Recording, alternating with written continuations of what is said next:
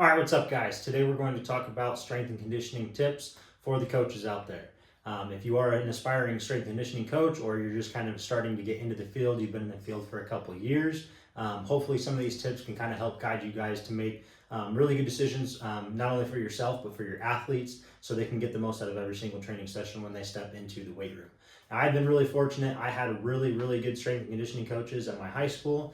Not a lot of high school kids even get a strength conditioning program, let alone really good strength and conditioning coaches. I had two of them, and we had a tremendous weight room. We had a tremendous culture. They had a lot of things figured out and a lot of things done right. I also played collegiate football, so I was a part of, obviously, the weight room sessions with the football team. And I think it was my junior year, we finally got, the school got an actual strength conditioning coach. Whereas before, we just kind of had our coaches run the off-season strength conditioning programs. So I have a lot of unique experiences, both from high school and college. I've also ran the weight room for two different high schools now. I've trained, I've ran the weight room with as little as 12 athletes to as much as 60 athletes.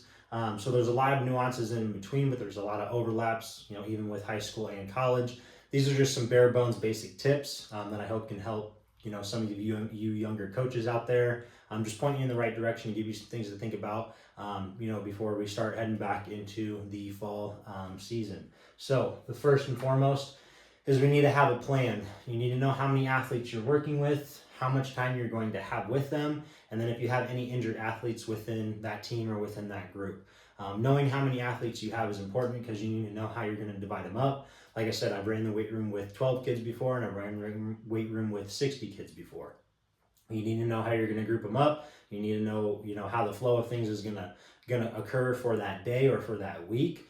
And then you need to know, kind of like I said, just where everyone's going. Are you going to have everyone do the same thing throughout the whole session? Are you going to have some athletes over here doing one thing and some athletes over here doing another thing? Again, these kind of all just play into the plan that you're going to have. And then you need to know how much time that you have with them. Do you have 45 minutes? Do you have 60 minutes? Do you have 90 minutes? Do you have like an hour and 20 minutes? You're definitely never going to get, an hour or 90 minutes, 2 hours is what I meant, 120 minutes. You'll be lucky to get 90 minutes with your athletes. That'll be more for like collegiate coaches. As a high school coach, you're probably going to get anywhere between like 45 and 75 minutes with your kids. So you need to make sure that you know how much time that you have, so that way you can maximize, the weight room session to the best of your ability. If you're planning for a 75-minute session and they actually only have 45 minutes, you're going to have to figure out either, what stuff you're going to cut out of it, how to condense that time down, or what you're going to do, with the plan. You just always need to have a plan. And then the last thing is knowing, are there injured athletes? Are there athletes that need certain modifications made? That kind of goes into building your system as well. But just having the plan and knowing in your head, like, hey, the soccer team's coming in. I had two kids with rolled ankles that can't really put too much pressure on their legs, so we need to have them do like an upper body session, but the rest of the kids are going to do a lower body. These are just things that are important because they're going to help with efficiency, just overall flow of the weight room. And then again, every kid you need to make sure is getting the most out of every session. They're making progress, they're getting better, and they're being, catered to in a sense, or at least just making sure that every single one of them gets something out of the day. Now, when you're building your system, this is kind of where you're really more worried about like what equipment you have access to, the amount of space that you have to work with, and then the goals and the needs of the sport. Like what are you looking to get out of each session? What are you looking out to get out of each week, each block, each month, each wave of training, whatever. So that way you can set yourself up. Again, kind of just going in with the plan. Knowing what direction you want to go and what direction you want to take the team and the athletes, again, so they can get the most out of their time in the weight room. A lot of them don't want to be there in the first place. Depending on some teams you will have some really hard workers, regardless of what they do. They just work hard at everything. And then you're going to have, depending on the teams, you might have some meatheads, kids that really genuinely love getting in the weight room. Those kids are going to be really fun to work with, but for the majority of them, they're really not going to want to be there. So you need to make sure that they do have a little bit of fun, but they're getting the most out of it. So that way when they go play their sport, they're like, okay, the training we're doing is actually having a transfer. It's having a carryover to my sport. I need to keep getting after it. But knowing what equipment you have access to is extremely important. If you want to do box jumps, but you don't have boxes to jump on, you can't do box jumps. So you just got to know what you're working with, and the amount of space that you have allotted to you as well. Because like I said, you need to know, like, are you going to have groups over here doing one thing and groups over there doing another thing? Or is everyone going to be able to do, the workout from start to finish at the same time? Are you going to have to split any of them up like that?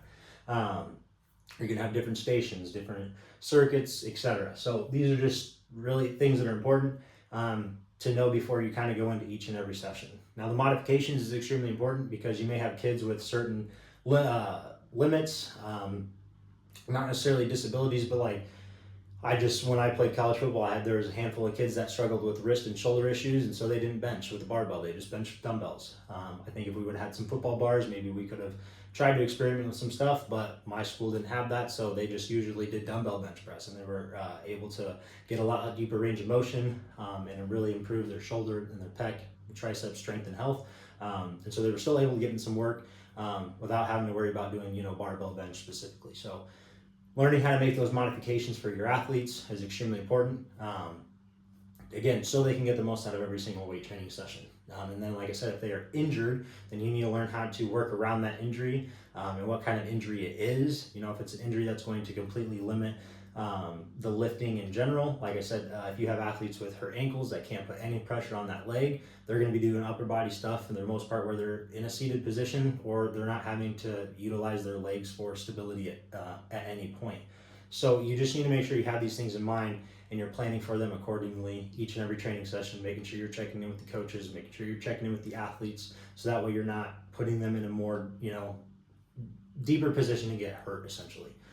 Now, the last thing is pairing athletes in groups. Now, this is big, and it's going to be pretty commonplace anywhere you go. I don't ever like to let an athlete lift by themselves. I always like to put them in with a group. Camaraderie, just the teamwork, the bonding, the support for one another, and then just having someone there to spot, help you load weights, things of that nature. But someone is always doing something.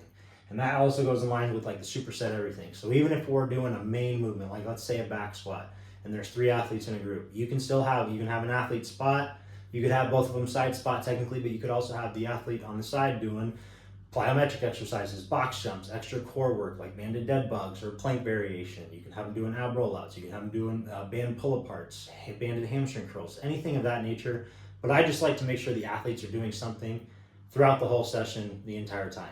Spotting is doing something because you're making sure that your partner is safe and that they're able to lift the weight that they have in the bar. They're not going to get hurt. But I always like to just pair 2 or 3 exercises and make sure the athletes are always doing something, whether it's something little or it's a major exercise, like I said, like the back squat paired with let's say a banded dead bug. Someone is always doing something, whether they're spotting, whether they're doing the auxiliary lift or the main lift. I just like to make sure that the athletes are moving at all times. This also just plays into building their work capacity and then just making sure that they're not slacking off or wasting time in the weight room. We're trying to be as efficient as possible. And again, if you only have 45 to 60 minutes to train your athletes, they need to be doing something the entire time, especially if they're only getting 2 or 3 weight sessions a week at 45 to 60 minutes, they need to be doing something the entire time.